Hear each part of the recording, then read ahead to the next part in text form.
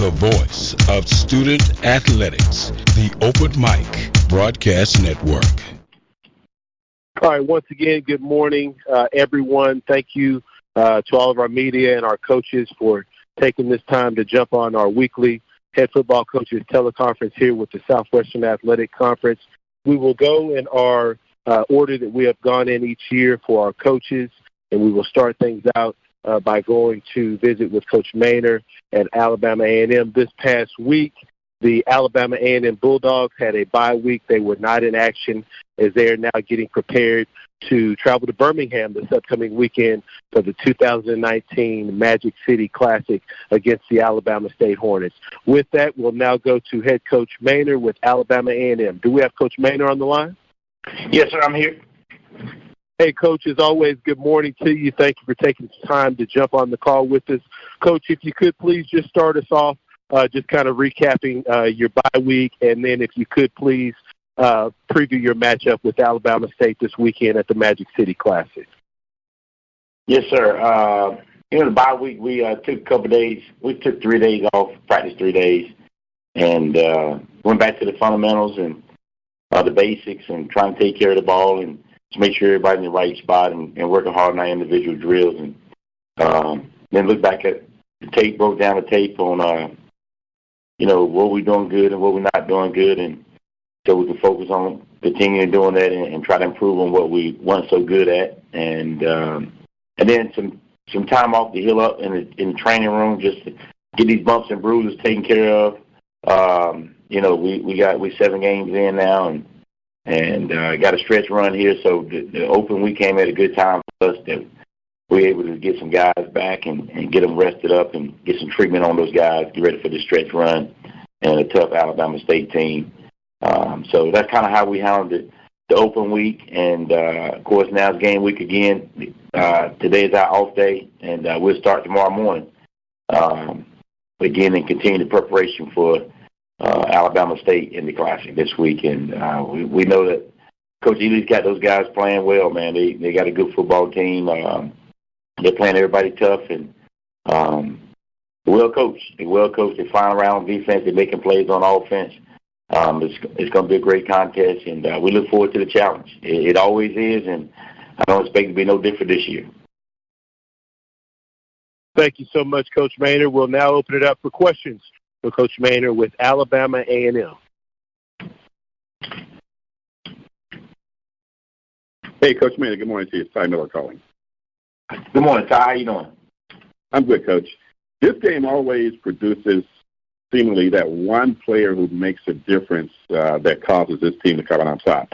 If you were to look at your team defensively, who would that player be for your squad that needs to really step this game up and can be the difference maker?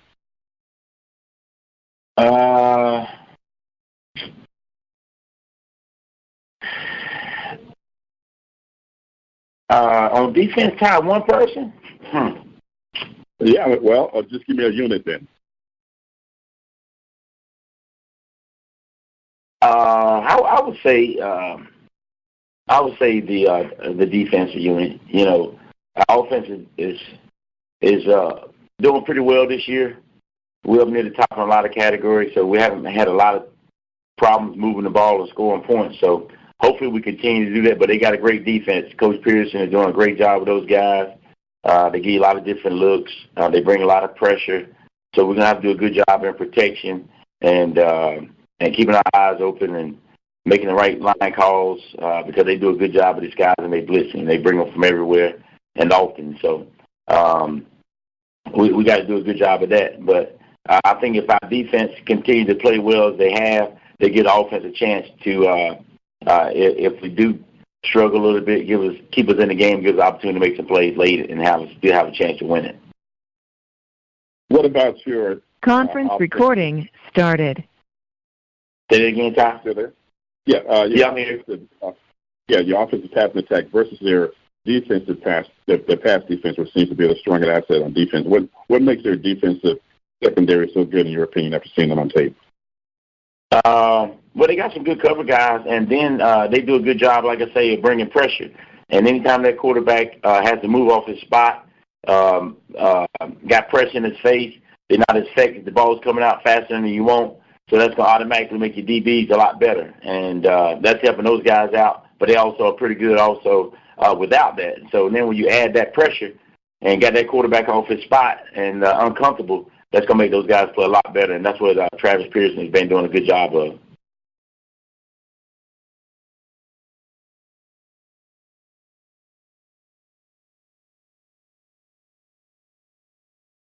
Coach Maynard, looking at your team offensively, obviously you know what you get with Glass there at quarterback and his talent and at the receiver position. One thing, looking at the stats, it seems like when you guys are able to come in and establish your running game and kind of impose your will on opponents, you guys seem to have a different dynamic offensively. Can you just talk to a little bit about the importance of just doing that, not only excelling in the passing game, but being able to come in and establish some form of a running attack? Yeah, it's most important to have a running attack. It opens up the passing game, keeps the defense honest, and the offense balanced, where they can't just pin their ears back and just send blitzes all the time because they know you're in a passing situation. So it's tremendously important for us to get Bentley going and the running game going, to stay balanced, to keep their defense guessing what we're going to do instead of just letting them know, okay, they got to pass the ball here. We're going to bring this blitz or we're going to run this stunt.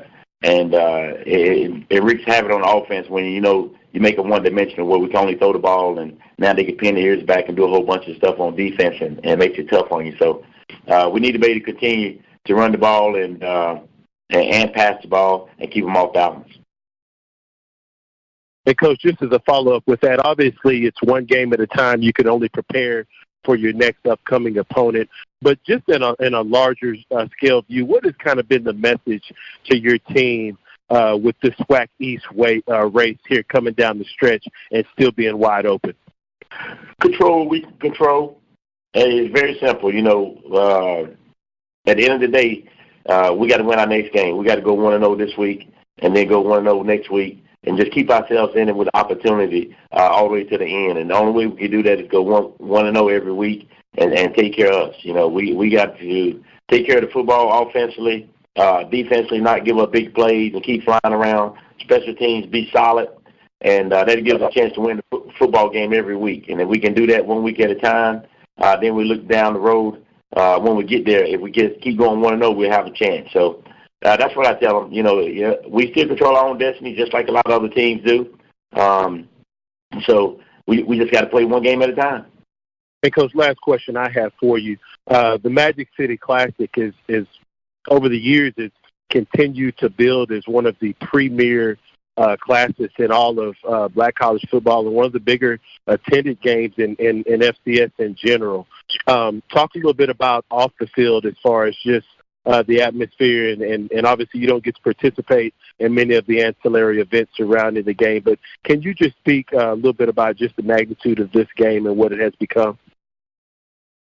It's a huge game. It's as they say, it's Classic Week.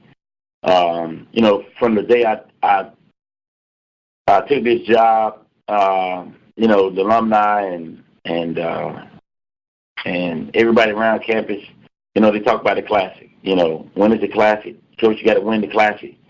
Some people say if you don't win the other games, win the Classic. So it's a big, big, big deal here. I think it's the same thing there. It's bigger than homecoming. It's bigger than everything. It's the Classic, and all the festivities, like you say, people are preparing for them. They close school up down there, and then you try to go recruiting on that Friday. You can't do it. The schools are closed. It's a big, big, big deal, and it starts all week, man. And it's unbelievable. We had 66,000 last year, about 40,000 outside last year. It'll probably be more than that this year. Both teams are still in it. Both teams got decent records, and so I expect it to be 80,000 this year, 70 plus this year, and probably another 40,000 outside because we are expecting some decent weather. And it's the Magic City Classic, man. It's the biggest classic going today. I'm sorry, it is. Hey, Coach, actually, one more question. From a recruiting standpoint, when you bring a student athlete to this game, how big does this type of exposure and this type of platform help you, boost you guys' recruiting efforts? Oh, tremendously. Just the atmosphere of this game, the stadium, the size of the stadium that, we're playing big-time football. It'd be televised. They see, like I say, 70,000 people in the stands, and then all the hoopla around it with the stars that'll be at the concert, and then the tailgating outside. They see the outside tailgating is something they've never seen before. 2-3 blocks around, all the way around the stadium, every yard has something in it. Either they selling something, they got a party, and they DJing, they cooking out, all the way around the stadium for 2 or 3 blocks. It's unbelievable, and it's just an unbelievable atmosphere to have a student athlete there to see. And of course, they will want to be a part of that. And so, and then it's always good to win the game. Coach Maynard, as always, we appreciate your time and look forward to speaking with you again next week. We now go to Alabama State, where the Alabama State Hornets also had a bye week this past week as they get set for their big matchup in the Magic City Classic versus the Alabama A&M Bulldogs. We'll now be joined by head coach Ely with Alabama State. Do we have Coach Ely on the line? Yes, I'm here. Good morning. Hey, good morning to you, Coach. As always, thank you for taking some time out your day to join us. Coach, if you could just kind of recap your bye week and then give us a preview of your upcoming matchup against Alabama A&M.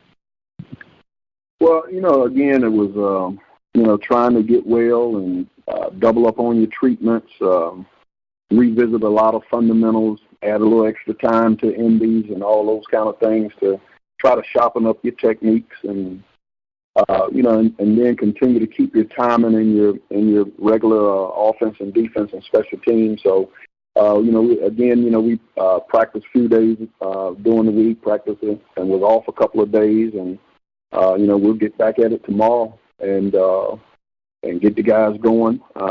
Getting ready for a real good ball club. Coach Maynard has got those guys throwing the ball all around on the offensive side as well as running the ball, doing what they do, getting the ball outside. Just doing a good job. And then defensively, they stout, defend the ball well, especially shutting down your run. So, and you're talking about with adding the Classic into the fold where everybody plays above their head. So, you're looking for a real good ball game and, just trying to find an edge. Going to lunch at A&T at 12 noon. All right, I'll be there at 11:45.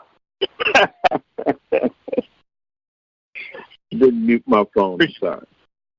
Appreciate that opening statement, Coach Ely. We'll now open it up for questions for Coach Ely with Alabama State. Hey, Coach Ely, it's Ty Miller. Ty, what's going on, brother? I'm good, Coach. I asked Coach Donnell Maynard earlier about the one difference maker because this game always seems to bring about a player who ends up being that outstanding guy, not that he's just MVP, but somebody always becomes a difference maker in this game. Have you noticed that over the years? Yeah, the one thing is the pretty trophy that they get an MVP after the game. So, that always creates some morale building, and everybody knows that they get an offensive and a defensive MVP.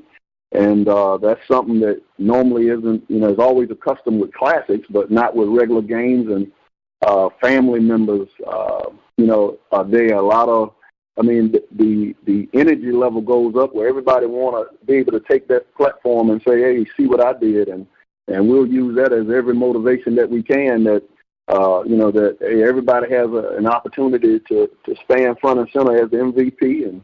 And who will it be this year?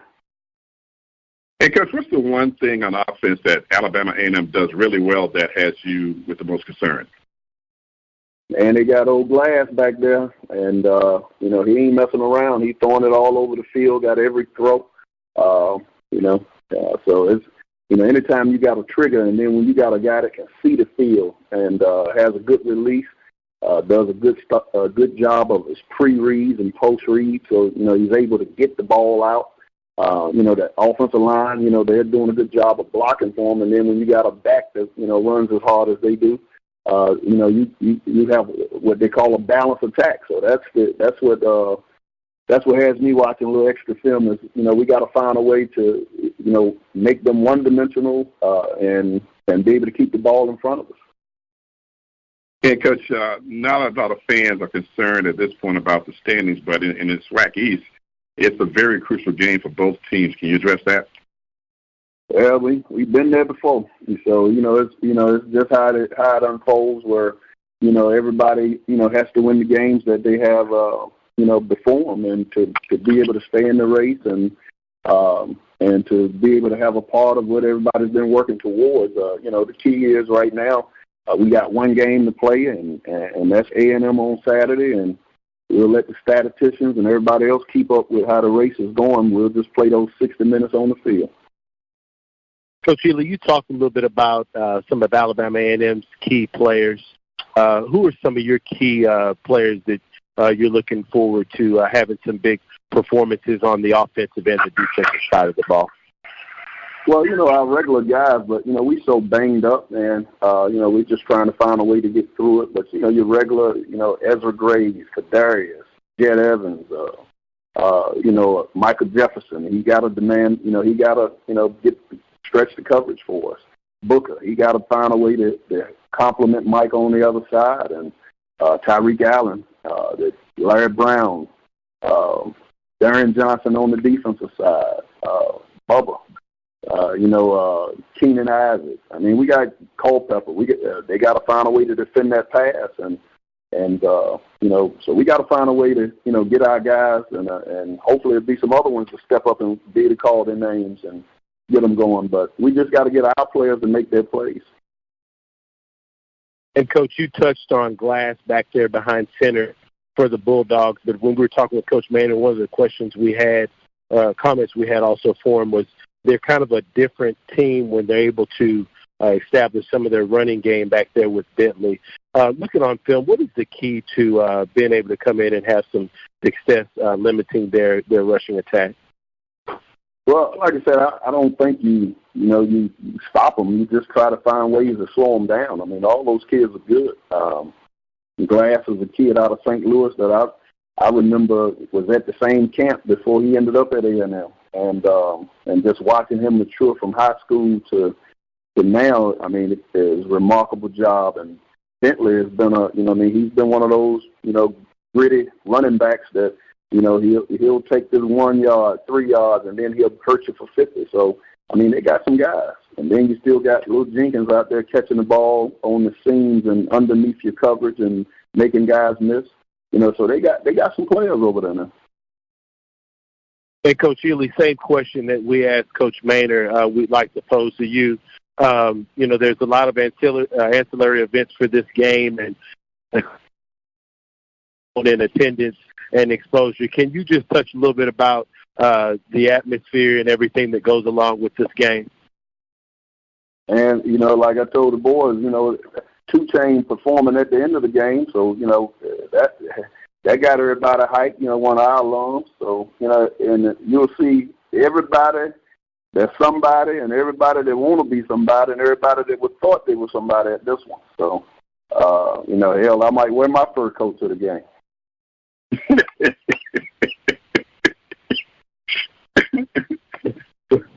We'll be looking for that, Coach. Currently taking questions for Coach Ely with Alabama State. Well, Coach, in that case, on that note, what kind of kick do you get out of it after the game is over, win or lose, for all the festivities going on, all the camaraderie among the Black College alumni and everything that's happening there? What kind of feeling does it give you about that? Well, to be able to play in a classic that, bar none, this is one of the biggest and the best and most consistent classics that's in football, not just HBCU, and then to be a part of it, and then to be able to go into homes and recruit young men to say, okay, you can watch the Florida State Classic, and you can watch your Alabama Auburn, but make sure you watch your A&M and Alabama State, because we can do the same thing on our platform that they're doing with major dollars and still do it, as I may say, good and even a little bit better. Coach Healy, as always, we appreciate your time, and we look forward to speaking with you again next week. We now go to Alcorn State, where the Braves had a bye week this past week as they get ready for their big upcoming matchup against the Southern Jaguars this weekend. We'll be joined by head coach Fred McNair. Do we have Coach McNair on the line? Yes, I'm here. Hey, good morning, Coach. As always, thank you for joining us. Coach McNair, if you could please just kind of give us a little bit of a brief recap of your team's bye week and then give us a preview of your upcoming matchup against the Southern Jaguars. Basically just a little work and get some work in on last week, Monday, Tuesday, Wednesday, Thursday, going back to the fundamental stuff, basic stuff, just fundamental drills and getting to see Southern for the first time this year and watching film on them and do a lot of film study and just basically the same old stuff over and over, man. Just trying to get these kids to play hard and execute is the main thing we stressed on last week of what we need to do preparing to game week this week. So I thought the kid responded very well. Got a lot of kids that were banged up, got them healed up, and got them back healthy for the most part. But pretty good week last week, and back at it this morning in preparation of Southern. Coach, this is Jim Kleinpeter from the Advocate in Baton Rouge. I was wondering what the status of Noah Johnson was this week. Well, this week we just taking it day by day as we always have been, man, and in preparation for a game, So, we just gonna see how he feel and go from there, man. What is the nature of his injury? He just got a bruised shoulder. That's about it. You've had a lot of success against Southern. What do you attribute that to? Southern's usually putting up a pretty good team, and you're won 8 out of the last 9 against them. Coach Odom does a great job with those guys, man. I got to give it to him, and he gonna come prepared, man. And most of the things that we do is this coaching staff, really breaks down film and get an understanding of what they're doing. The kids understand what they're going to do. And like I told them this morning, we should know how they eat, how they sleep and everything. We done had a little bit of extra few days to get ready for them and lead up into this week. So, Coach does a great job of studying them and most of it contribute to those guys, man, and putting in the work and time and just developing those tendencies that they have and things of that nature, man. So they do a great job of film study, man. So hopefully we'll be prepared. We're going to have a good Southern football team coming in, man. So we just got to prepare ourselves and do the things we do best, man. So we do all those things right. Hopefully we'll come out on top of this one, man. So it's going to be a hard-fought ball game. So it's going to be a competitive ball game.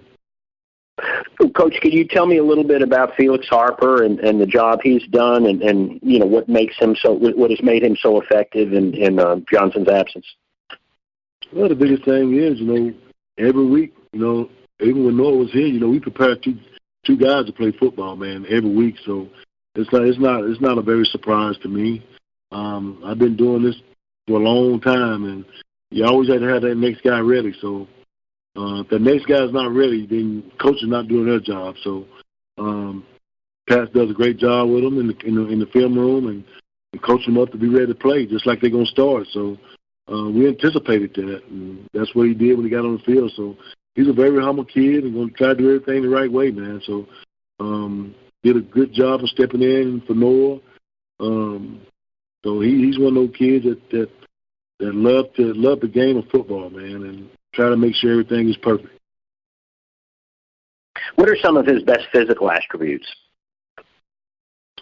Well, he's throwing the ball well. He can run the ball. He does everything well, man. He does everything the right way. Everything we ask of him, he'll do it. So you got the whole package in this young man. So, but he's just gonna try to lead his team the best way he can, and I think that he's doing an outstanding job of that. Getting these guys to play the way they're playing, and just stepping up to the plate, in the absence of Noah Johnson.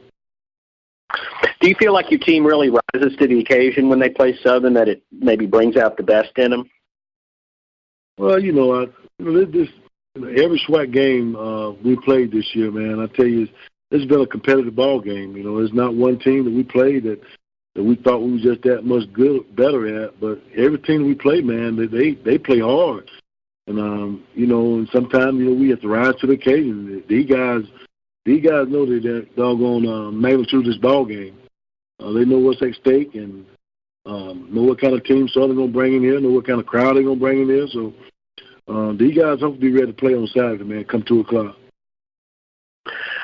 What do you see as the biggest challenge facing Southern? What are the challenges facing them? Well, they're always a challenging ball team, man. Anytime they put 11 players on the field, it's a challenge. So, whether it's special team, whether it's defense, whether it's offense, we have to be prepared, man, and be able to accept that challenge. The things that we do and the things that they do. I mean, it's all across the board, man. So it's a very challenging team that we're playing, and a very good football team that we're playing. Coach McNair, we've asked Coach Ely and Coach Maynard a little bit about the atmosphere of the Magic City Classic, but another game that has had really good atmosphere and great crowds over the years has been this matchup, Southern and Alcorn. Can you just touch a little bit about the overall atmosphere of this game and the competitive nature of it? And I think you've touched on the competitive side, but just the atmosphere that this game brings. Man, like no other, man. We'll start having people coming in on Wednesday, and I'm quite sure Southern will be rolling in Wednesday, Thursday, and this atmosphere here, man, is like no other. We play down in Baton Rouge, and we're playing here, and I think, man, they're gonna bring a nice crowd, man, and it's like no other, man. I never seen it in so many years. Go back to the Steve McNair days when he was playing Southern, and the way the crowd came out, and it's just a big event, man. And this is by far one of the best atmosphere I've been around, compared to any other one that I've seen. So it's a great event. It's a great venue for it, man, and it'll be a great ball game. Hey, Coach, with all due respect to there being a lot of football left to be played, currently as it stands now, this matchup is for the first-place team in the Western Division as it stands and the first-place team in the East. And the winner of this game last year obviously went on to win the head-to-head tiebreaker to host a SWAC championship game. Does that add any type of extra dynamic to this game for your ball club? Well, no, these guys know, man, that we got to come prepared every Saturday, man, with our cleats laced up and ready to play. So it's always a big game for us because it's the next one, man. So these guys know how things work, and hopefully we'll get them prepared to play a good Southern football team, man. So no added pressure, just going after this play a good Southern football team, man. That's just the way we look at it every week. Every team that we play, they're going to come with their A game, and we just got to make sure we're prepared to play as coaches, getting these young men ready to play on Saturday. So, we just got to go out and execute, play fast on defense, and of course, be great on special teams. So that's every week we come out. It's always a big game for us, just because it's the next one. So we know Southern going to come in and ready to play, so we got to be prepared ourselves. Coach McNair, as always, we appreciate your time, and we look forward to speaking with you next week.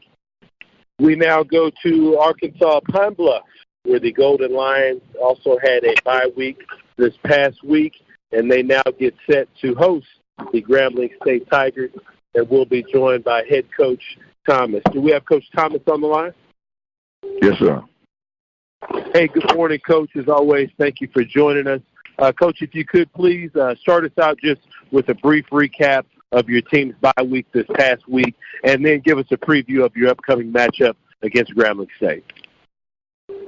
Well, for me, it was a blessing, for us that midterm kind of fell in the same week we was off, so we got a chance to really just get our foundation of the academic part, make sure from a tutorial standpoint we got a chance to catch up on the grades. That was huge. Kids really got a chance to get in that classroom and do what we say as far as also, the educational piece of it. and just kind of got in the training room, kind of what everybody, his coach has been saying, get in that training room and get iced up and get them little bumps and bruises taken care of, and practice just fundamentals and the technical part, and just trying to get a couple of days ahead on Grambling, and we'll be able to tell later on this evening how much of the bye week, we really took advantage of. We're kind of excited to see the kids, come in yesterday. But that was kind of it, just kind of, making sure we just keep sharpening it down a little bit, but basically just really want to get in the classroom sector and get all that squared away and get some guys out there. Thank you, Coach. And when you look at Grambling State, their body of work, and you look at their team on film, what do you think are going to be the keys for your team to have some success against them? Fight. We're gonna have to fight. It's gonna be a tough ball club down here, physical. Not in the same type of team that when Kincaid and them guys was running around 4-5 wide, spreading around the field, but got 2 or 3 good backs. It's down here. Got a massive O-line that's gonna swallow you. Be physical. So I'm kind of excited, for our team because, we got to make sure that we roll our sleeves up and understand what this football team trying to do to us. But it's gonna be a street fight. It's gonna be a real physical ball club, and we want to put their hands on us and push us around. And we just got to be methodical. We got to be sound, and we got to be physical. But that's a good ball club over there. That the record doesn't nearby show. Or an indication of who they are, and we got to make sure we understand that. Coach Thomas Dunaware with Box to Row. How you doing? Oh, I'm blessed. How about yourself? Doing great. How can you talk about how much the win a couple of weeks ago, homecoming wise, and then also this bye week has maybe helped to reset you guys after your loss to Southern? No, it was huge. Just to get back in the lab and them understanding that, when you don't do it right, you can't turn it over 4 times against anybody. And even against Lane, you can't take anybody for granted. We're not good enough to just show up and do those things. So after the loss, it was huge for them to come in and understand why that they played as such, and 2, to have the confidence and the focus and the wherewithal to be able to finish that tough fought game and get over that hurricane. I mean, the homecoming curse. I thought that was big. And then even after that, to come back and revenge the Valley overtime deal just says what type of character and the psychological part of these young men, of just the growth part of it. So I thought that was huge. We never asking for wins and losses per se. Our thing is just we got to play well. We got to put a good product out there, and if we do it the right way, then the outcome will kind of take care of itself. It's one of those things that doesn't really happen. This will be your 4th straight home game, and then really your 5th week at home when you count the bye week. So, how does that factor in? Like, how important is that? I really can't tell. Only because I think we play better on the road. It's a lot of distractions. When you're sleeping in the same dorm, we don't have it financially yet where we can get guys off campus consistently. So, I think we play our best football on the road for the simple fact that, they're kind of locked in a lot more. But I can say in the course of the last, 2 football games, they have really done a great job with the distractions. You kind of go through the dorm now and you don't hear all the ruckus up in the dorm. They're kind of telling regular students, and now that we're having success, even some of the regular students now are respecting, what are they doing, so you don't hear it as loud going through. And I think that's just a testament that not only the football kids, but just everybody on campus understanding that, hey, these guys and what they're doing, that they're pretty good. They just need, some variables around them to kind of, help them the night before. So, so being at home, I really can't tell. Sometimes we got to look at the crowd and get our fans up. We just got really, really nice fans. So, but I think you can, I guess that extra night of rest, you could say. But I really like this team has shown a better, the last couple of weeks, being able to make that adjustment at home. But early in the year, on the road was kind of the best thing for us. So, but, they making the necessary adjustments and starting to get things taken care of at home. What specifically concerns you about Grambling? Well, just that same, our whole thing, this whole journey has been just that psychological edge of those great historical teams. You know, my kids now, just, you know, they're better at when bad things happen, being able to deal with adverse situations. You know, we go against good players every week in this league. You know, it's just a tough league from top to bottom, and that's a testament to the coaches and we're not recruiting a good product. You know, our thing is just going to be, you know, you look at the overtime game and we're up 7. And our very first snap, you know, being up, the ball goes over the quarterback head, they run it in, and then you could just see the deflation of the sideline. So our thing is going to be, hey, you know, hey, that's Grambling, you know, one of the best and historical programs, you know, ever to be associated with football. But at the end of the day, it's just a football team. You know, you put them guys in a different uniform, I expect you to do the same. So we just got to get over that psychological hurdle. But they got great coaches and great players, which always makes it a tough football team. Does the game that you played, that's a good point, the game you played against them last year, you know, how does that help this year? Because now it's a little bit different because you're actually winning. You know, last year was last year. My thing to them is just that, you know, just because you scored a lot of points last year don't mean you're going to score a lot of points this year. You know, we don't know if that team was prepared for, I think we might have been 1-6 at that time. I don't know if they're prepared for a 5-2 team like they're prepared for a 1-6 team, and it could have been a deal where we just got one up on them. You know, kids gonna be kids, and as coaches, yeah, we say prepare, but we all been there. We all been 19, 20, 21 year old. So you know, I'm telling my kids last year was just that. But we also got motivating factors. You know, we got beat by 77-0, even though I wasn't at the institution. It's still my school, and those kids, I got some in that locker room that remembers that. So, you know, we got to make sure that, you know, history don't repeat itself, but, you know, close was last year, and we got to do a good job with this new team that they have to be able to give ourselves all the advantages. So, Thomas, I know one of the things that we've heard, one of the recurring themes with you on these calls this year has just been about changing the culture and the mindset of your student-athletes and the football program. And you kind of touched on this a little bit earlier about playing a program with a storied history of Grambling State. How much of a measuring stick does this type of game will it serve for you guys as you try to assess where your ball club is at right now?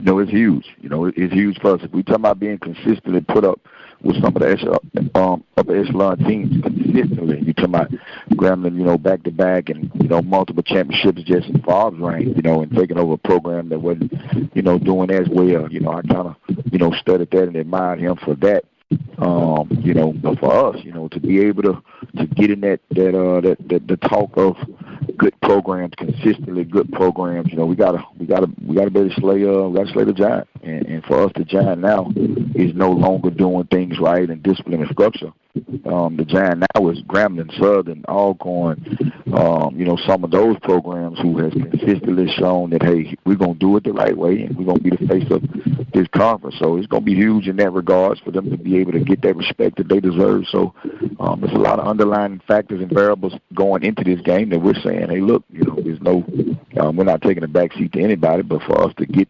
recognized and be validated, we got to not only play well versus some of these teams, but we got to beat some of these teams. Coach Thomas, as always, we appreciate your time on the call, and we look forward to speaking with you again next week.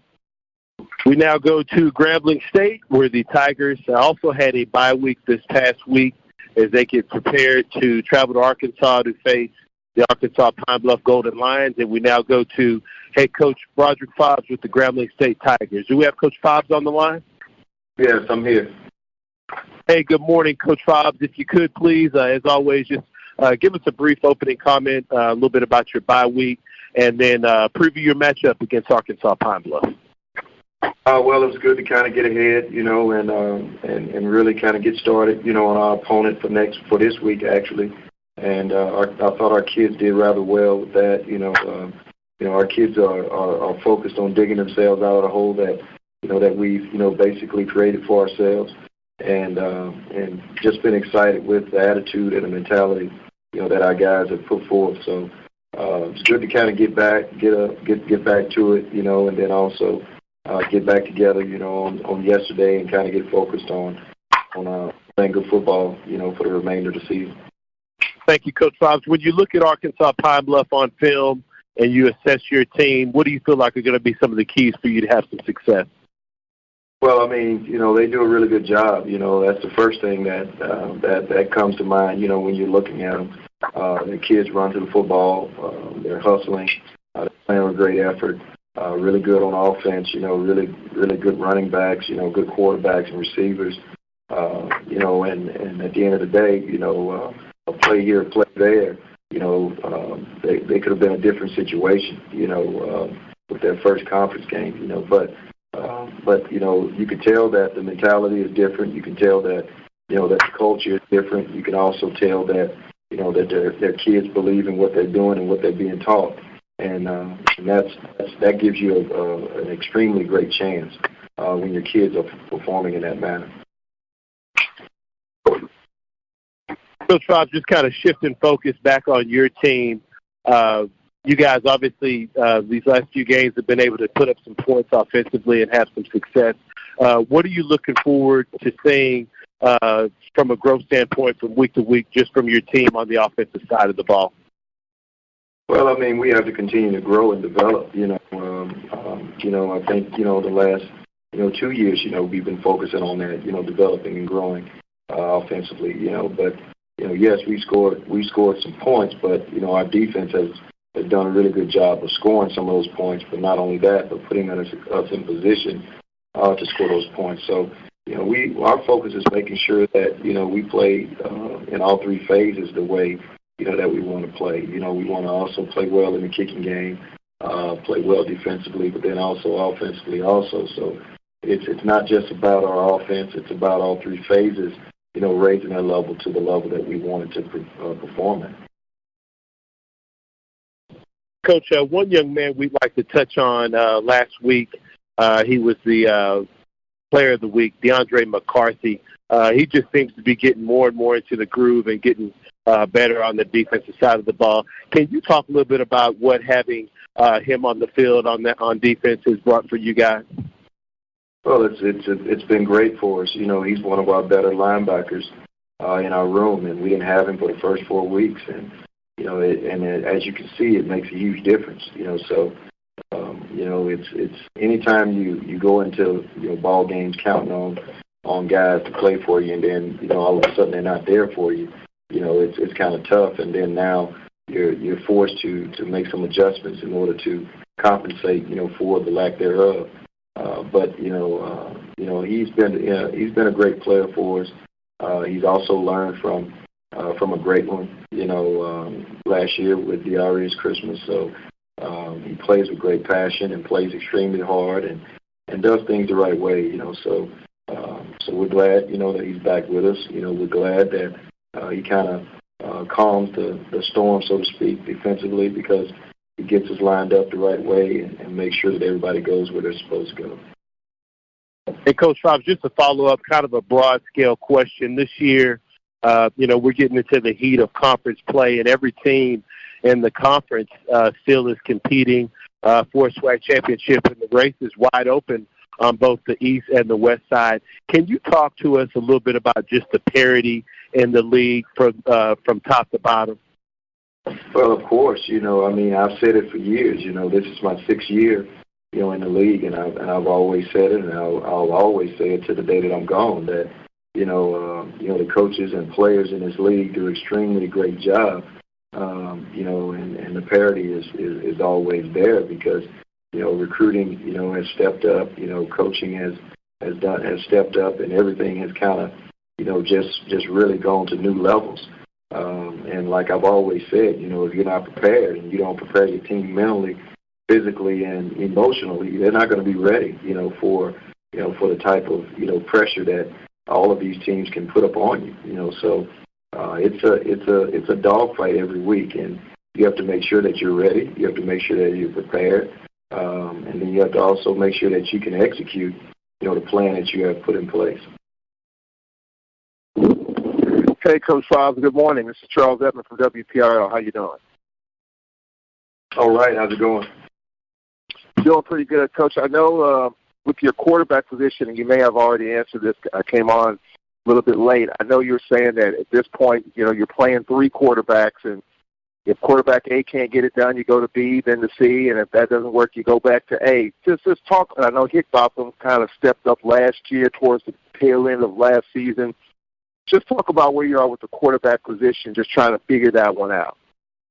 Well, I mean, this is any conference or league that you go into, and it doesn't matter the level. Normally, whoever has the best quarterback is going to have, legitimate chance at winning the league, and that's been the case, since I've been here. And the truth be told, we haven't performed and progressed in the manner that I've expected us to at that particular position. But that's part of it. But there's a lot of factors that go into that as well. So at the end of the day, we have to make sure that we're playing mistake-free football. That's the first and foremost. But then secondly, we have to make sure that we're able to be aggressive in our approach in our passing game. But then also create, not necessarily balance, but have the ability to take what's given to you. And when you take it, really take it. So that's the thing that we've been focused on. Of course, it's been frustrating because I'm always of the mindset, if you have a three-headed monster, you really don't have one. That's always been, my mentality as a football coach. But but when something's not being done, you have to make sure that you give and exhaust every opportunity to make sure that the job can get done, and that's my job as head football coach. How tough is it for you, Coach? Because you were quoted as saying you're just waiting for someone to take the job, for someone to step up and be the guy. How tough is that for you as you're going through this grind? Oh, well, that's part of it. That's why they put coach behind our name. So that's part of the game, and we have to continue to develop and grow. Oh, good morning, Coach. This is Mike with the Open Mic Broadcast Network. How are you this morning, sir? All right, Mike. How's it going? I'm doing real good. Look, I was sitting up there listening to your response about the three-headed monster. It becomes somewhat of a balancing act and a chess match even to make sure that what each quarterback brings to the table, that you don't tip off what you might be trying to run play-wise. Is that a bit of a challenge as well? Not necessarily. Of course, there are some things that some do better than others, but at the end of the day, our goal is to get the ball down the field and put points on the board and give the ball back to our defense to play really good defense. That's just the way it goes, So, we're going to continue to grow and develop and continue to work to get better, and that's basically, it in a nutshell. We don't necessarily tailor, our particular calls to one particular guy because we try to recruit the same kind of guy. The voice of student athletics, the Open Mic Broadcast Network. Stop on us in the beginning of the game and scored on the first time they dropped. They got us out, and then they drove the ball. Then the next drive, they ended up blocking a punt on us and scoring. And then have another drive. We scored just before the half to make it 21-7, and then we came out in the second half and kind of controlled the flow of the game all the way up until the end when we let them have a last-minute drive with their quarterback running. I mean, it really was their quarterback running out of the pocket and making some plays against us, and they ended up scoring and tying the game, and we ended up stopping in overtime, and they missed a field goal, and then we kicked the field goal and won the game, and it was something that we needed, and just to have opportunity to win a football game, how hard it is to win them no matter where you are, especially on the road, and it was, I think, big for our football team. Good morning, Coach. This is Mike Prince with the Open Mic Broadcast Network. How are you this morning, sir? I'm good. How are you? Doing great. Look, you talked about how tough it is to win, especially on the road. The game or the win came at a much-needed time, but you got a short week that you pack your bags again and travel to Prairie View. How much does this impact your preparation playing on a Thursday night, and how long did you give your team to kind of get over their first win? Well, it shortens your preparation by a couple of days, and but we really honed in on Prairie View. Actually, we practiced last night. On Sunday night, after the game, we had a a little abbreviated practice. It wasn't as long as we normally go, but we had a practice last night and began our preparation against Prairie View. What it did, though, it kind of cut our recapping of the game. So we got off the Valley game real fast and shifted gears and got into Prairie View so we could be ready for practice yesterday evening. Okay, now, Coach, you had this three-headed monster with your quarterbacking situation as well. Are you still kind of up in the air on who's going to lead the charge, or do you have a guy that you're going to try to ride or die with for the rest of the season? Well, Ponder's really been the guy that that's played the majority of the reps, and he'll continue to be the guy that plays the majority of the reps. And we'll settle into a backup role, and then as long as Ponder's healthy and playing good, he'll be the guy. Okay, and what do you see a strength that your team is bringing into Thursday night's competition? Well, we've improved as the season's gone along, and I think the thing that's really helped us to get better as we go along, it hasn't shown quite on the records, but we've gotten a little bit better on defense. The new guys on defense have begun to understand how to play the defense, and we've had to replace some key guys from last year, and those guys are replaced, and they're beginning to come on and play. And then we're doing a good job on offense of spreading that ball around to our receivers, and then the emergence last week of Kimani Clark as a running back also is big for us. Since the other freshman Tyson went down, we were fortunate enough to have another guy in the fold who could carry bacon, and I believe he set a freshman rushing record for us last week. And, then to get Jordan Johnson back is going to be big for us this week, and also to have Keyshawn Harper. So we'll still have our three-back rotation back there, and then everybody else, and to have the health of our guys be pretty good is also big for us right now.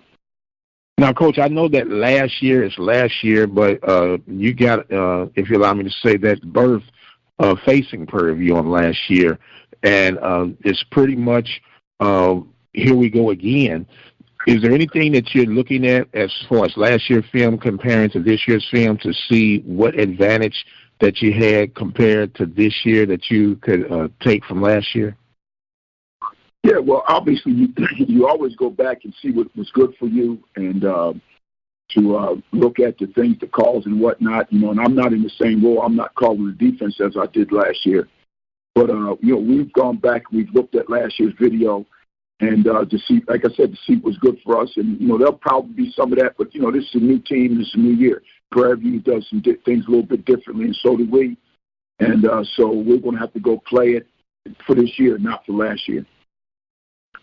Coach Hendrick, just kind of touching back on your most recent win against Mississippi Valley State.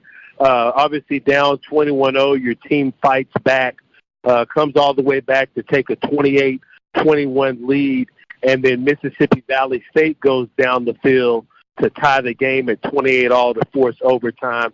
What did you tell your team to get them refocused and to try to get them going to pull the momentum back to pull out a win? Well, it's just what I've always told them. The biggest thing, character shows up when adversity hits the biggest. That's when you got to have character. And the only thing I told them at halftime is, look, guys, we got to play this one play at a time. We're down 14 points. All we need is one stop and one score, and it's a one-score game. And we just need to keep playing. Defense needs to step up their effort. Offense, we need to execute better. And then we need to stay together no matter what happens from this point on. We got to be family. We got to be united, and we got to put up a united front against the people who are against us. And they went out and they played with a lot of character. Okay, if you could just describe the impact that Hampton had on the game defensively. Every time he plays, he has an impact on the game. He is, he's wonderful to have in our program. He's learning and growing into his leadership. Even though he's still only 19 years old.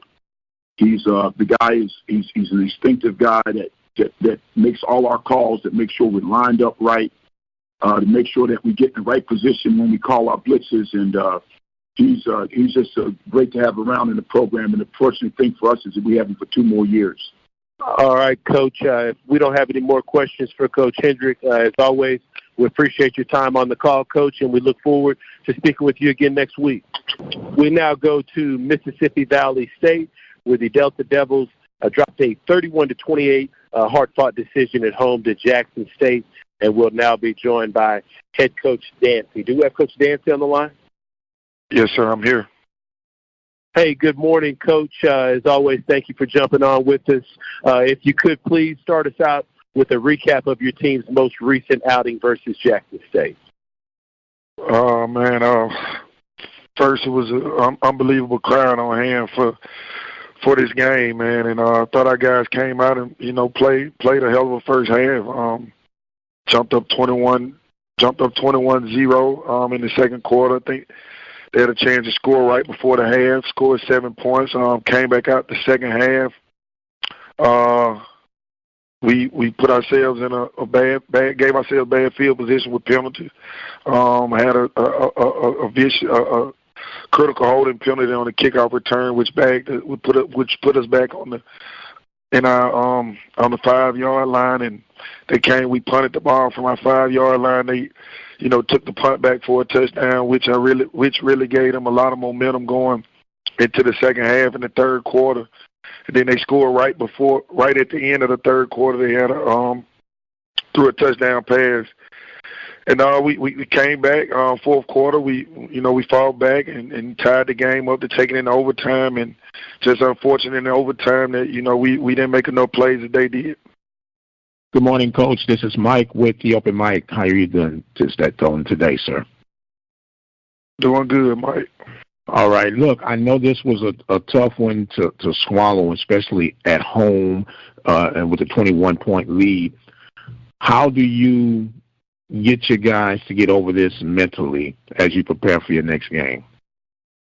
Oh, well, Mike, you're right. It was a tough one, man. It was a tough one. Not for the kids. They fought their tails off. I thought we played well enough to win. Like I said, I think the momentum just shifted. But man, we just got to go right back to work. Have a locker room full of men in the locker room. I understand that we still got a job in front of us, and you're never defeated until you quit. That's what I was told. So man, we're gonna go right back to work. Had a talk with those guys, and man, we're gonna go right back to work and get ready for a good Texas Southern team that's coming in this week. Now, Coach, I know that you had, the heartbreaking loss or whatnot, but what positives do you take from a game like this as you prepare for Texas Southern? Like I said, man, I thought it was one of our best games by far, execution-wise, when it come offensively. Yeah, I know the second half we struggled, but you're talking about, having close to almost 200 yards rushing, by 190 yards passing by DeJared, one of his most consistent, efficient games he played. 3 touchdowns, receiver over 100 yards, defense. Man, I thought we played well. We committed turnovers, got turnovers when we needed. We blocked the field goal, stopped them, had a huge fourth down stand on the 1-yard line defensively. So it was a lot of positive things that I seen.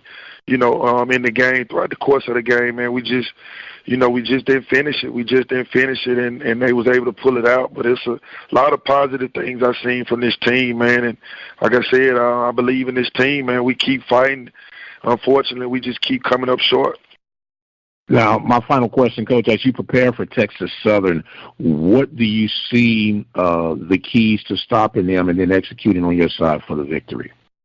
Oh man, just being able to first of all come out and play hard, man. You got to play hard against them. This team was kind of like us, man. They haven't won a game, but these guys been fighting hard and been in the last couple of games very, very close. Got 2 dynamic quarterbacks, some good receiving core, man. And they throw the ball around real well, and we just got to prepare our guys for that. And defensively, they're big up front. New coordinator, so they do a lot of different things defensively. Got some big time players in their transfers, so we just got to prepare our guys like we do every week, and come out and play hard, and hopefully we'll be on the other end of these games. Coach, just looking at the game on TV there, great crowd, and can you just touch a little bit about to get that kind of support from your home fans and what that overall atmosphere of the game was for your team? Oh man, it was great, man. It was a great atmosphere here this weekend. Wonderful crowd, as you said. Love the support, man. Like I said, I think we feed off the support. Just devastating and just devastating that we just couldn't pull it out. Man, wanted to pull it out for our fans. Everybody who came out and watched and supported us. It was, just a heartbreaking game for us. But like I said, overall, man, I'm very, very pleased in how our guys came out and fought, man. It was good game, man. It was a good game. I know we was up 21, and I know this game is hard to win football games. We knew, eventually that they were going to run, but the way we fought back after they went on the run and took the game into overtime, man. Couldn't ask nothing more from these guys, but thank the fans and everybody who showed support because they have 10,000 plus out for a game, man. It was wonderful. Coach, one of the more interesting things that I gathered when I was watching the game was, to see your team go up with the big lead, Jackson State kind of chip away at it, tie it up, and then take the lead at 28-21. You've seen time and time again in football, a lot of times teams can fold with a momentum swing of that nature. What did you tell your teams before that drive that went down to tie it to send it in overtime, and how were you able to get them refocused so quickly? Man, we just told them the game wasn't over. We had put drives together early on throughout the course of the game. Like I said, we just happened in the second half, man. We didn't have good field position, so we didn't put our offense in. We didn't give them good field position throughout the course of the second half, but we kept saying the game wasn't over. And I thought once, our defense made a big stand to keep the score tied at 21. They blocked the field goal to keep the score tied at 21, and our offense came right back out and turned the ball over, which gave them an opportunity to take the lead in the fourth quarter to go up, 28-21. But I kept telling the offense, man, it's not over. Just keep fighting and keep executing, and we're gonna score. And with the legs of DeJered and a couple of key passes, man, we went out and tied the game up and took it into overtime. And like I said, we just fell short in overtime. But we never think we never feel out of games, man. I got a great locker room full of men, man, who believe in themselves and believe in the talent that the Lord gave them and believe in this team. And that's what we did. We just kept fighting because we knew the game wasn't over. Just came up short. Coach, as always, we appreciate your time, and we look forward to speaking with you next week. We now go to Purview A&M, where the Panthers got a big homecoming win, defeating Virginia Lynchburg by a score of 51-0 there at Panther Stadium. We'll be joined by head coach Eric Dooley. Do we have Coach Dooley on the line? Yes, I'm here. Good morning. Hey, good morning, Coach. As always, thank you for taking some time to jump on the call with us. Coach, if you could please give us a recap of your team's big homecoming win over Virginia Lynchburg.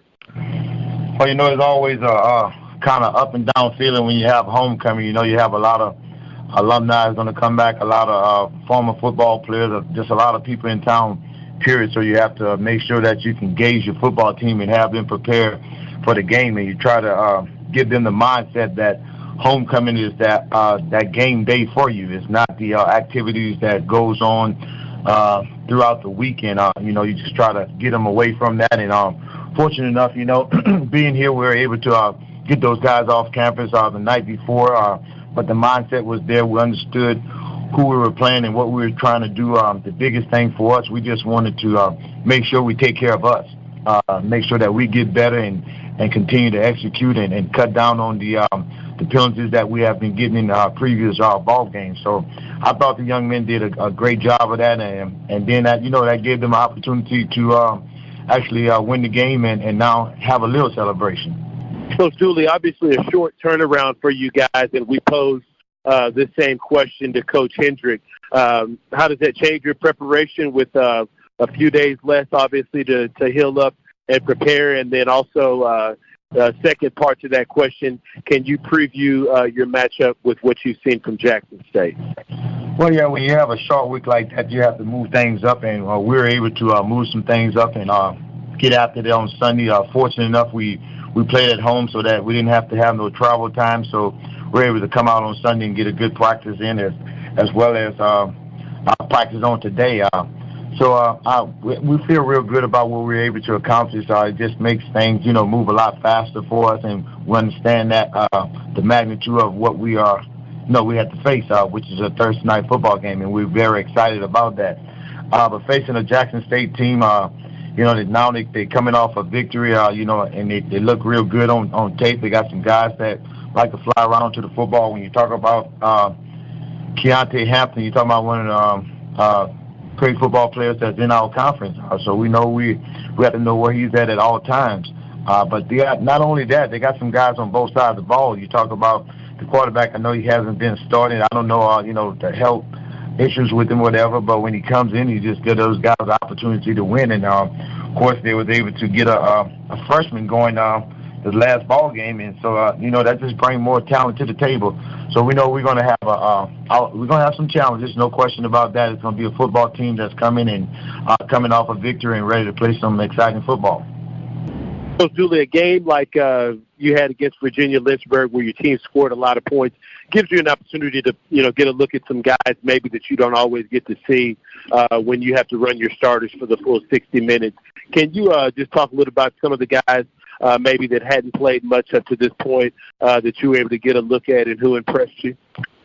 Yeah, we're excited about that because we had a lot of young guys and some guys that haven't had opportunity to play this year. So we're able to bring some guys in and get them some time and see how they would make the adjustment on the football field. I was very happy to get T.J. Starks in there to see what he would be able to bring to the table. Played well enough to give us some confidence that he's one of the backup quarterbacks. Of course, we had some freshmen. We had our freshman running back who we thought would do well, but we just had a lot of depth at that position, so he didn't have to play at all. But this game here, he came in and had an opportunity to score his first collegiate touchdown. So it was good to get some guys in there to reward those guys from practicing very hard this fall camp and now to get an opportunity to play. So, Julie, one of the interesting things about the Thursday night game is that the spotlight is magnified because you're one of the few games on Thursday night.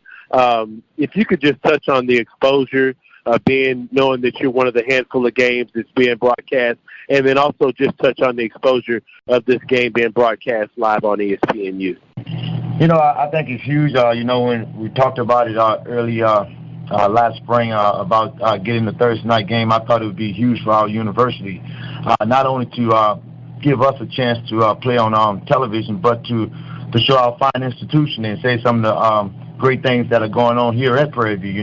It's a big and great recruiting tool. So we're very pleased and excited about that's happening. And, that also gives a lot of excitement to your players. They get a chance because sometimes, parents or family or loved ones cannot get to the game, but now they have opportunity to see their loved ones play on national TV. So we're very excited about that. But more importantly, when you talk about a fine institution such as Prairie View A&M University, we get a chance to let the nation see it, and we're very proud and pleased to have that opportunity. Hey, Coach Dewey, good morning. This is Charles Edmonds from WPRL. Good morning. How are you doing, Charles? I'm doing pretty good. Coach, how's it feel? I know, a loss, a couple of tough losses. You lose a game by 4 points. You lose another game by 6.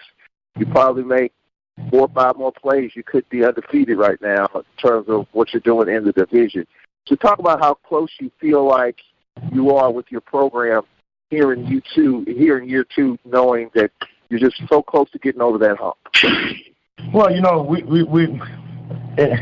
it's kind of like a different type feeling. You can say that you are, but you're not. The bottom line is we didn't make those plays, and that's what we're coming to try to make those plays so that we could say that we are undefeated and putting ourselves in a better position. But I'm very pleased with the progress of this team. You're talking about.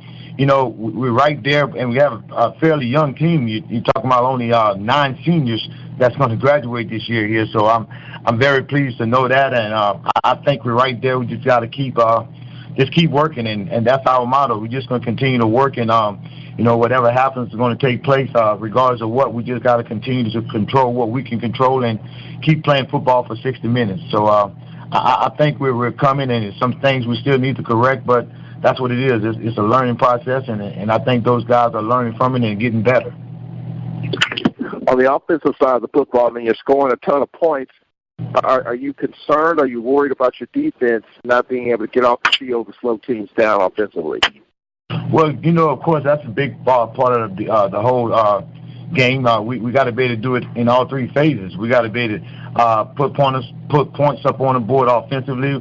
We got to be able to stop guys defensively. So, of course, that's a big concern that we feel that we're addressing, and we get put some things in place, and feel real good about what we have going into this game here. And then, another big piece of that puzzle is the special teams. You got to be able to create field position. You got to be able to sometimes create turnovers. So we know all three phases have to be, doing the right things for us to have a chance and to be successful. So we're working on some things to fine-tune our defense to get us where we need to be at it, as well as the offense. You can say you're scoring a lot of points, but sometimes it's those critical drives that you have to make sure that you get points as well. Coach, how does it change your preparation playing on a Thursday night, accelerating your game plan, accelerating reps, knowing you have such a short turnaround time? Well, we try to plan ahead. We knew this day was coming. Not looking ahead at another team, but we knew this day was coming. So within our preparation, we already have it in our schedule to be fortunate enough to know the turnaround was going to be good. But I guess the most fortunate thing was that we were at home, so the turnaround was there. We just had to move some things up, change some days around, and get right after it. Sometimes you like to celebrate a victory. I guess it was the best thing to happen, because now you don't have long to celebrate that victory. It just come a couple of hours and you got to move forward for the next opponent. Coach Dooley, as always, we appreciate your time, sir, and we look forward to speaking with you again next week. We now go to the Southern Jaguars, where the Jags got a big 28-21 win in Dallas, Texas, in the State Fair Showdown against the Texas Southern Tigers, and we'll now be joined by head coach Odoms with Southern University. Do we have Coach Odoms on the line? Yes, Coach Odoms here. Hey, good morning, Coach. If you could, please, as always, just recap your team's big win against Texas Southern. Challenging. I mean, they played, Coach McKinney's team played really, really well. The energy and just, I got to do a better job of making sure these guys are ready to hit the field and ready to play. And we didn't play very well in the first half. They made some plays. Very talented wide receiving core. I mean, they were able to run the ball, throw the ball. Probably our worst defensive outing of the year. But to give us a chance to get better.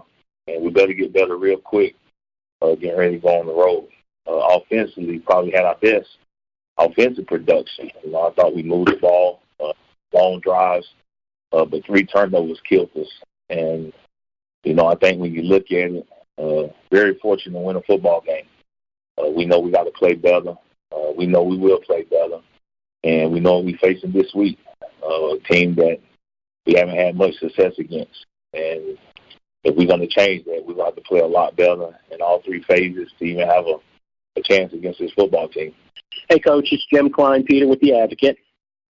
Hey, Jim. Hey, Alcorn, sounds like you're not going to know who's going to be quarterbacking, and Noah Johnson, it sounds like going to be a game-time decision for them. How do you prepare when you're not sure who the quarterback is going to be? Well, I mean, you look at film, and, I don't think much has changed. I mean, I just think they pretty much have stuck to the script when it comes to how they call their offense, and whether that's Noah back there or Harper. I think they have a good understanding of what they're trying to do, and we got to get a good understanding of what they're trying to do and try to get our guys lined up and playing up to our expectation. But I really think them, you got to be able to control the passing game, and you got to be able to stop the run. And we didn't do a very good job of that on Saturday. Well, when you're facing a team where your success has been hard to come by, you try to take a different approach? Do you try to just leave it out there for the kids to figure it out themselves, or is there something special you can do getting ready for them? Well, it's like anything else. I think it doesn't change until the guys in the locker room realize that a change needs to take place. Something has to hurt before change can take place. And if it don't hurt bad enough, then change will not take place. And that's with anything in life. You have to get tired of something being a certain way, and you have to refuse for it to stay that way. You got to go in with the mindset that we're the right guys and we're the ones that's going to change that. And with that mindset, it gives you a vote of confidence that it can change. Any other way will not work. Okay, Coach. Well, Bubba McDaniel, would you agree that he took a step up to another level with his play last week? I think he's done an outstanding job. I thought last week he was exceptional when he came in, and he's going to get some first-team reps this week. I think we got the same dilemma that they got. The difference is I think both our guys are healthy, but I don't know who's going to go out there and get the first-team reps on Saturday when we get there. But I think both of those guys are quality guys, but I think that Daniel has proven to us with his play that he's more than capable of being the starting quarterback at Southern University. After looking at some of the game tape last week, what were your issues on defense? It looks like a lot of open receivers. A couple of blown coverages, more so than anything, just bad drops in our coverage, miscommunication, just some things that we haven't done, up until that point. And, we got to get some things corrected and just really getting our guys locked into what we're doing. And that's us as the coaching staff, mainly myself, is making sure that this football team is ready to go play. And we didn't play efficient enough on defense. Didn't get off the field on third down. Really was just fortunate to win a football game because we gave them every opportunity to win it. And we didn't go play the dominating style of football that we're capable of playing, and we did not play up to the expectation. So we'll go back to work this week and see if we can get a little bit motivated and be ready to accept the challenge on Saturday. Is Jordan Lewis still on schedule to play this week? Hopefully.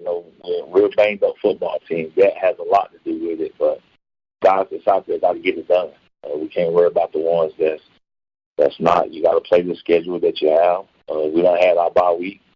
We done played, some physical teams, and we got to continue to play. So it's a tough stretch. October was a tough stretch, and, we're fortunate to be in the position that we're in.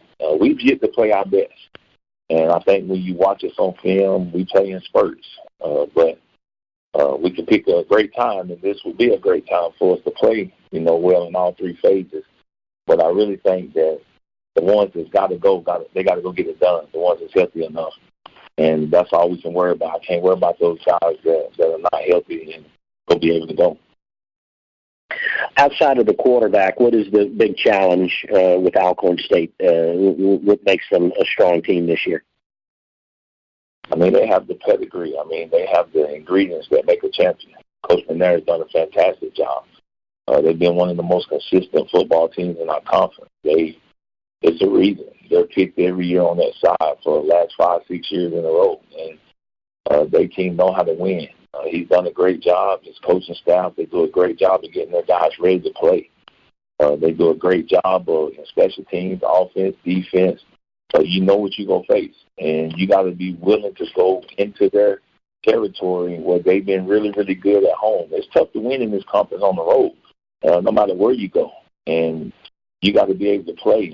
Every week you got to be able to buckle up and come with the right mindset and the right focus because you go play against some really good football teams. And this is one of the better teams in the country, let alone our conference. Just you indicated, you hinted that it's possible Bubba McDaniel could start this week. Is that what you're saying based on what happens in practice this week? That's correct. Based on this week's preparation, I think Bowman McDaniel has showed us that he can be the starting quarterback at Southern. I think Ladarius Skelton has showed us that he can be the starting quarterback at Southern. I think each one of them is a little different. They give us some things that we can do and that we can take advantage of defense. And I don't know. I think we have two really good quarterbacks that can lead us to victory, and that's a blessing. And I think both of them deserve first-team reps. And whichever one we decide to go out there with on Saturday, we're gonna make the best decision to give this team the best chance to win. Coach, it's Mike Wallace from Grind City Media. I remember at the SWAC championship game last season, right after the game, you talked about how one of the things you hope your program and your team learned was that how important it is to get that kind of game on your home site for a potential championship game. When you look at the magnitude of this game, obviously there's still a lot more left to do the rest of this regular season, but can you sort of state how important it is to possibly have this pivotal win if you can get it this weekend? I mean, I think as a team, it gives you a chance to take another step in the right direction.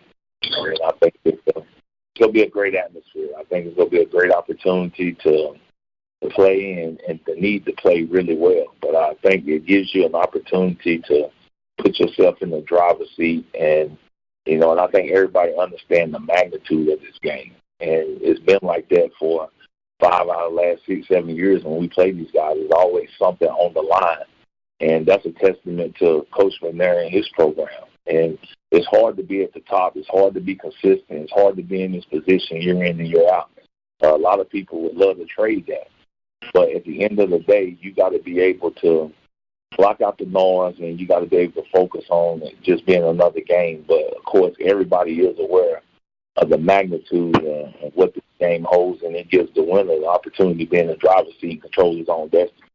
Coach Odoms, you talked a little bit about, obviously, the magnitude of the game from a competitive standpoint. But before you go, can you just talk a little bit about the atmosphere, and not only from their home fans, but Southern traditionally travels well. So what's the atmosphere of this game going to be like? I really believe how many tickets – I know how many tickets they give us, we go buy. So it should be, no short of a sellout probably. It's been that way last couple of years we played these guys, whether we played them here in Baton Rouge or whether we played them up in Norman. I think it's still a great atmosphere and one of the greatest college atmosphere games when you look at these two teams and what these two teams have represented in the conference. And I look at Saturday as being no other occasion. I think it's going to be electric. I think it's going to be very exciting. I think it's going to be a very good football game. And because there's a lot of players on both sides, the biggest thing is just making sure you control your emotions and really just feed off your crowd's environment. I think that's been the difference when we play up there is that once they get some momentum, they crowd really feed into that, and you can see those players really play at a different level. It's going to be a tough environment. It's tough to get a win, but it's probably one of the greatest atmospheres that you can play in college football. Coach Odoms, we appreciate your time on the call, and we look forward to speaking with you again next week. We now go to our final call of the day. We'll be joined by head coach Clarence McKinney with the Texas Southern Tigers. This past week, Texas Southern dropped a hard-fought 28-21 decision to the Southern Jaguars in the State Fair showdown there in Dallas, and now we'll be joined by Coach McKinney. Do we have Coach McKinney on the line? Coach McKinney's here. Hey, good morning, Coach. As always, if you could please start us out with a recap of your team's most recent outing against Southern. Yeah, another tough loss for us this past weekend, but we're extremely proud of the way our guys fought, played to the very last play. We were successful on third downs, ran the ball about as well as you can run the ball versus a really good Southern defense, and had some success passing the ball. Also, won in the turnover game, and when you do those things, you expect to win the ball game. Unfortunately, it just didn't go our way. Coach McKinney, just looking at the stat line, some of your individual performances, Obviously, Devin Williams was able to come in at quarterback and have some success. And then Corley, just the past few weeks, has just really been a breakout performer. Can you just talk a little bit about some of the performances individually that stood out for you on offense and defense? Yeah, offensively, Devin has done a tremendous job of stepping in for DeAndre Johnson and being the leader that the team needed him to be. He's really starting to understand our offense and what's expected of him. And you see, that he's had some success. And he's spreading the ball around. He's using his feet when he needs to. And he's leading the team as well. And talk about Donnie Corley. I mean, he's got to be one of the top receivers in the country at any level. Blocked. He plays hard without the ball. And when we get an opportunity to get him the ball, he knows exactly what to do with it. What about on defense, Coach? Defensively, I mean, it's been a unit that's really been working together. Patrick Hall is probably the leader of the defense up front. You got Michael Batterjo and Jarrell Taylor, who are defensive ends. Those guys have been really putting pressure on the quarterback. On the back end, true freshman Ja'Cory Benjamin, as well as Byron Edwards and Markel Daigle. Those guys have been doing a tremendous job of playing well in the secondary as well. Hey, Coach, how is Daigle? Daigle's recovering. He's still in the hospital. They're not going to release him just yet. They've done a series of tests, and all of his vital signs have come back normal. And so that's a positive thing. Right now, they're just holding on to him to make sure that when they release him that he'll be expected to have a full recovery. Sounds good. That's great to hear that, Coach.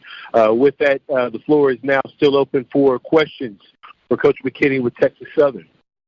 Coach, when you look at your upcoming matchup, you guys will travel to Itta to face Mississippi Valley State. What have you seen from them on film, and what will it be required of your team to go up there and have pull out a W? We see a team that's very similar to us. They're scrappy. They play hard. Quarterback's really, really good. They're a sound team, and things just haven't gone their way like they would have liked. But I think what you're going to see is an extremely well-coached team on both sides of the ball. Guys really playing hard, trying to get that first SWAC win. Coach Ken Rashad, HBCU Sports. How are you, sir? Good. How's it going?